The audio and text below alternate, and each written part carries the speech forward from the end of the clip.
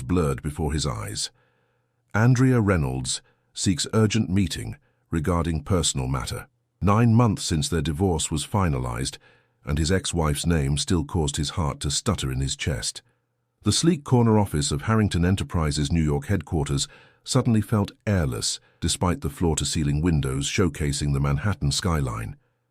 He hadn't heard from Andrea since that final day in court, when they'd both signed the papers with trembling hands, ending 5 years of marriage that had crumbled under the weight of his 80-hour work weeks, and her growing resentment of always coming second to the company. The divorce had been surprisingly civil, painful but not vindictive, with Andrea refusing any settlement beyond what she'd brought into the marriage. "Mr. Harrington." His assistant Diane appeared at the doorway. "Your 10 o'clock is waiting." "Cancel it," Jackson said, already reaching for his jacket. "Cancel everything today. Tell them it's a family emergency." Family. The word felt hollow now. At 42, Jackson had built an empire worth billions, but had lost the only person who mattered. Andrea had wanted children. He had wanted to wait until the company was stable. Now the company was thriving, and he was alone in a penthouse too large for one person. 30 minutes later, Jackson sat in a quiet corner of the Gramercy Park Hotel's tea lounge, a location they'd once loved for Sunday brunches. He spotted her the moment she walked in. Her auburn hair was shorter now, falling just below her shoulders, but she still moved with that quiet grace that had captivated him 6 years ago at a charity gala. What he wasn't prepared for was the infant carrier she carefully maneuvered through the tables. A child. Andrea had a child. The revelation hit Jackson like a physical blow. His fingers tightened around his water glass as calculations raced through his mind. 9 months since the divorce. How long before that had they separated? Almost a year. The timing was, "Hello, Jackson." Andrea's voice was soft but strained as she placed the carrier on the chair beside her. Inside, wrapped in a pale blue blanket, slept a tiny baby with a shock of dark hair that looked uncomfortably familiar. "Andrea." His voice sounded distant to his own ears. "I see congratulations are in order." She didn't smile. "This is Matthew. He's 4 months old." 4 months. The math didn't add up, unless... "He's yours, Jackson. He's our son." The world seemed to tilt on its axis. "That's impossible. We were careful. Always." His words came out harsher than intended, but shock had stripped away his usual composure. 99% effective isn't 100%. Andrea's green eyes, once filled with love for him, now held a mixture of defiance and exhaustion. Dark circles beneath them suggested sleepless nights. "I found out I was pregnant 2 weeks after the divorce was finalized." "And you didn't think to tell me?" Anger flared, hot and bright. "I had a right to know. I tried calling you 3 times. Your assistant said you were in Tokyo, then Dubai, then Singapore. I left messages. You never called back." Jackson flinched, remembering the international expansion he'd thrown himself into after the divorce, anything to avoid the empty spaces Andrea had left behind. "I'm telling you now because Matthew needs you," her voice cracked. "He has a congenital heart defect. He needs surgery, expensive, specialized surgery. My insurance won't cover the experimental procedure his doctor recommends, and I've exhausted my savings on his care already." The anger drained from Jackson as quickly as it had come, replaced by a cold fear he'd never experienced in all his years of high-stakes business deals. "How serious is it? Without the surgery?" "He has maybe a year." Andrea's composure finally broke, tears welling in her eyes. "I wouldn't have come to you, but this is beyond pride now. This is Matthew's life." Jackson looked at the sleeping infant, his son. The child had his dark hair, his jawline. Even in sleep, the baby's expressions mirrored his own. Something primal and protective surged within him. "I'll cover everything," he said immediately. "Whatever he needs, wherever in the world we need to go. The best surgeons, the best care." Relief washed over Andrea's face, followed quickly by wariness. "Thank you. I just need the financial help. I don't expect anything else from you." Those words stung more than Jackson expected. "He's my son, Andrea. I have a right to be part of his life." "Do you?" She raised an eyebrow. "You barely had time for a wife. How will you make time for a child?" Before Jackson could respond, Matthew stirred and began to fuss. Andrea lifted him from the carrier with practiced ease, cradling him against her shoulder. The tenderness in her expression as she soothed their son made Jackson's chest tighten with an emotion he couldn't name. "I'd like to schedule the surgery as soon as possible," Andrea said, her attention divided between the conversation and the baby. "Dr. Callahan at Boston Children's Hospital has agreed to take the case, but there's a waiting list unless we can arrange a private procedure.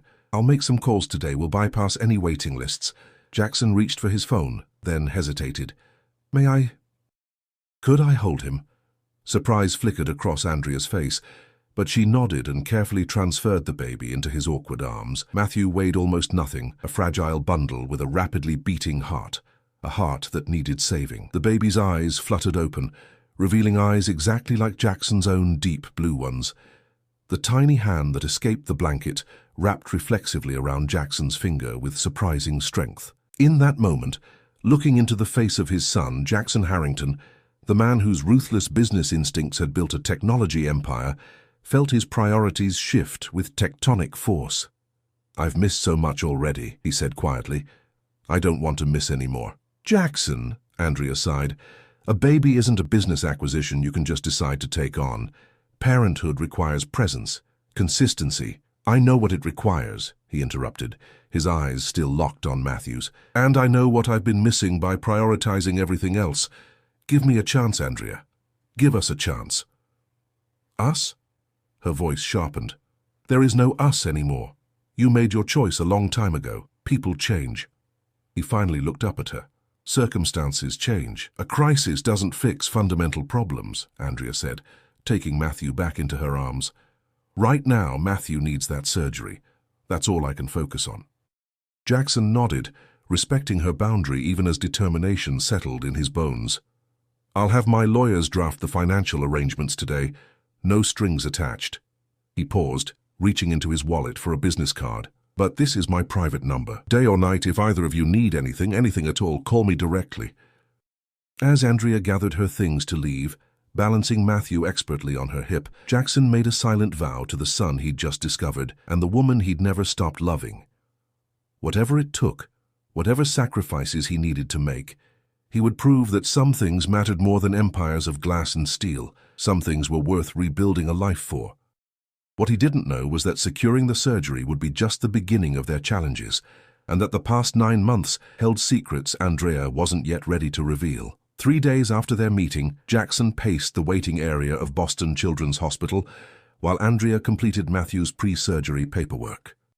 True to his word, Jackson had arranged everything with remarkable efficiency: private transportation to Boston, accommodations at a nearby luxury apartment, and most importantly, an expedited surgery date with Dr. Callahan, the country's leading pediatric cardiac specialist.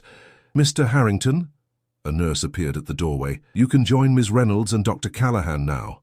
Jackson followed her through a maze of corridors, his mind racing. He'd spent the past 72 hours in a crash course on congenital heart defects, specifically the ventricular septal defect with pulmonary hypertension that threatened his son's life. The medical terminology still felt foreign on his tongue, but he understood enough to know the stakes were life-altering. In the consultation room, Dr. Callahan, a woman in her 50s with silver-streaked dark hair and steady hands, was showing Andrea a 3D model of a heart. "The procedure involves patching the hole between the ventricles," she explained, as Jackson slipped into the chair beside Andrea. In Matthew's case, the traditional approach carries significant risks due to the size and location of the defect. "That's why I'm recommending the newer procedure." Andrea nodded, her face pale but composed. Jackson noticed she'd lost weight since their divorce. Her collarbones were more prominent beneath her simple blouse. The strain of caring for a critically ill infant alone had clearly taken its toll. "When can we schedule?" Jackson asked. Dr. Callahan turned her attention to him. "I've cleared my schedule for next Wednesday. We'll need Matthew admitted Tuesday evening for pre-op procedures." "And the success rate?" Jackson pressed. "With traditional surgery for this condition, about 85%, Dr. Callahan said candidly. "With this modified approach, early results show closer to 96% success.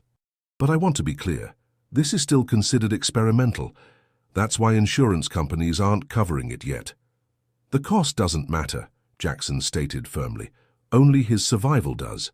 Andrea shot him a look that mingled gratitude with something else, perhaps resentment at the ease with which he could dismiss financial concerns that had kept her awake night after night. After finalizing details with Dr.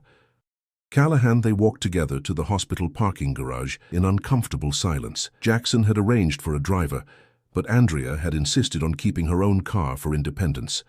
"I've taken a leave of absence from work," Jackson said as they reached Andrea's modest sedan. "I'll be staying at the apartment too, in the second bedroom. I want to be here through all of this." Andrea paused, her key fob halfway to the lock. "You've what?" "I've cleared my calendar for the next month. Diane is forwarding only absolute emergencies, and Thomas is handling day-to-day operations." "That's unexpected." Andrea's surprise was evident. During their marriage, Jackson had never taken more than 3 consecutive days away from work. "He's my son, Andrea," Jackson's voice softened, "and you shouldn't have to do this alone." For a moment, vulnerability flickered across her face before she tucked it away. "Just don't make promises you can't keep, Jackson. Matthew doesn't need disappointment on top of everything else."